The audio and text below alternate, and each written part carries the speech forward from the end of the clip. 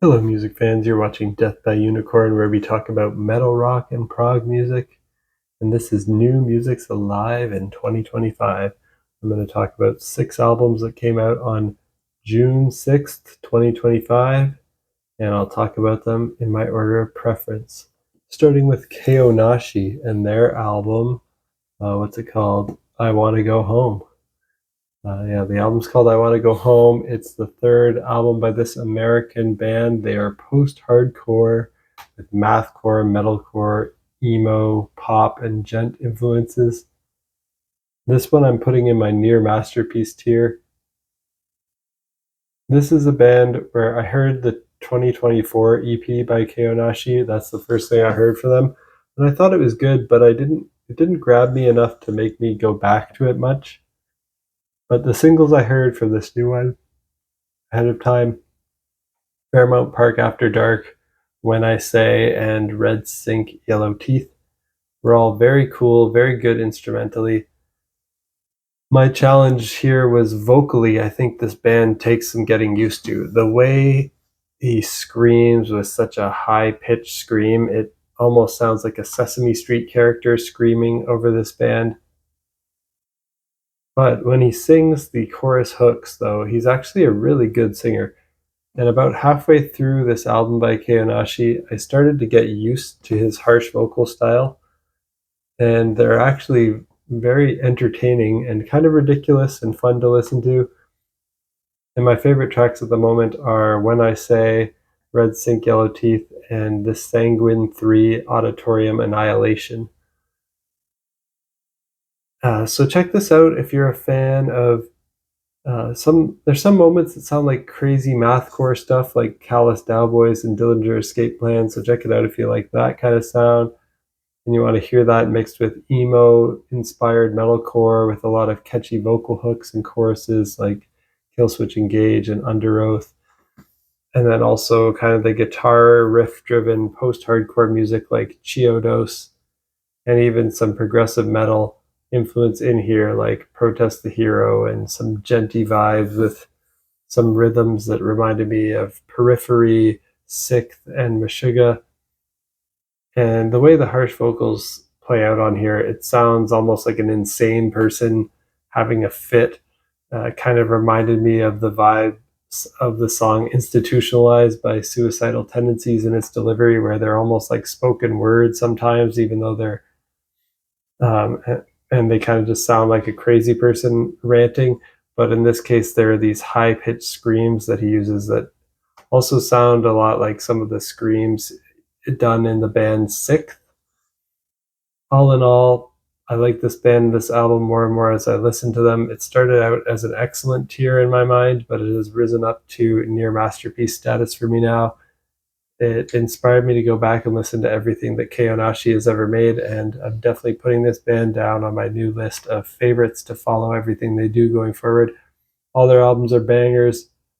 I'm glad I stuck it out a bit and acquired the taste for those initially shockingly harsh vocals. But if you think you can handle that, check out this great post-hardcore album called I Want to Go Home by Kaonashi. Next up, I want to talk about the Deer Hunter, a band that I love, who put out an EP called North American EP. This is an American progressive rock band. It's kind of progressive art rock with indie rock and pop influences. I'm putting this one in my excellent tier. It looks like the Deer Hunter released 2 different vinyl releases on the same day here, but only this one is available for streaming. And this is an EP with 5 new vocal songs that were in the film about their 2023 North American tour. In that film, they appeared instrumentally without vocals, but then they put them on this EP with vocals. And honestly, this might be their best EP they've done yet. But I'm even more looking forward to a full studio album from them. The songs on here are a bit more straightforward and normal sounding than their typical sound on their full-length studio albums. They don't get quite as weird as they do on their full lengths, but they do still have enough cool production tricks, great composition, great melodies, and some unexpected turns and directions, and still some artsy psychedelic vibes to make it really fun to listen to. If that sounds good to you, check out North American EP by the Deer Hunter. Next up on my list is Katatonia and their album Nightmares as an Extension of the Waking State, the 13th album by this Swedish band. This one's progressive metal with doom metal, alternative rock, gothic rock, and progressive rock influences. And I'm putting this one in my excellent tier as well. I love the last 6 albums in a row from Katatonia before this. And the 2 singles I heard for this ahead of the album were great, so I expected this album to be excellent. Their first 6 albums, to me, I don't love. They're kind of pretty average albums. I think they were really finding themselves, and they explored and evolved across multiple genres. They started with a black metal sound, and it moved to death doom metal, moving into gothic metal, then alternative rock. And they do it all well, but it never really grabbed me until they found my favorite sound of theirs in their career, which is their progressive metal sound, where they still incorporate elements of the doom and the alternative and the gothic vibes in there. And this album continues in that signature style, continues their excellence. I'm not sure it's quite as good as their last one, but it is close to being on the same level. So I'm going to put in my excellent tier. That's Nightmares as Extension of the Waking State by Katatonia. The last one in my excellent tier for today is by the band Phase Transition, and it's called In Search of Being. This is the debut album by this Portuguese progressive metal band. They have female vocals, and the singles I heard ahead of this one sounded great. My favorite track at the moment is The Other Side, and that's the closing track of the album. It's the track that features harsh vocals more prominently. The rest of the tracks on the album rely exclusively on these beautiful, clean female vocals, but this one track, The Other Side, has a nice mix as it features a guest performance from Ricardo Pereira from Moonshade.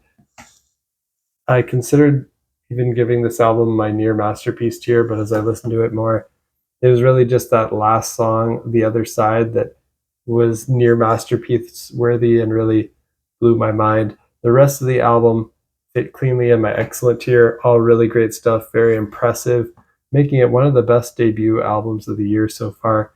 Check it out if you're a fan of Sordid Pink, who were previously called Destiny Potato.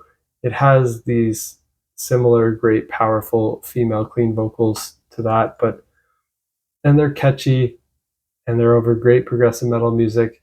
So it's a bit darker than the sound of Sordid Pink. It's less poppy, more evil and sinister and sad and somber sounding from time to time.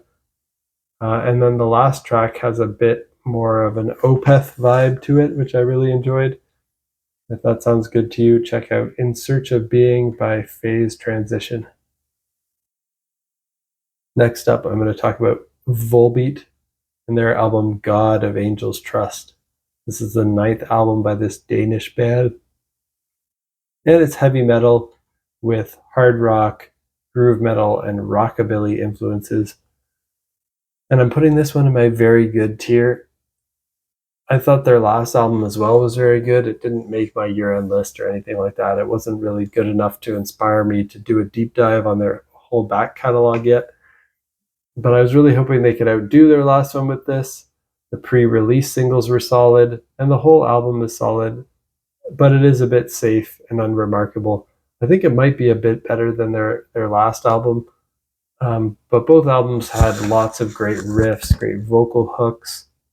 If you're a fan of Metallica and Ghost, and you want to hear some riffs like that, but even getting pretty heavy and almost going towards like Mastodon heaviness with the riffs.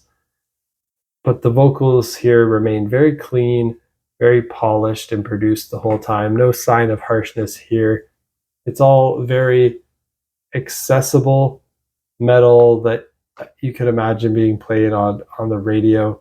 Very good album. Not one that I expect to go back to much, but I am curious to hear what this band does next, and I can definitely tell they have talent and are solid songwriters and performers. That sounds good to you. Check out God of Angels Trust by Volbeat.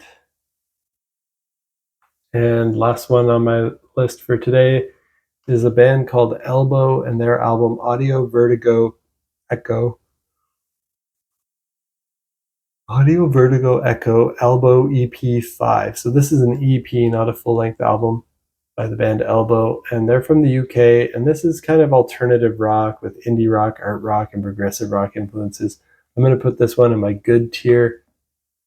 I thought their last album, Audio Vertigo from 2024, was very good.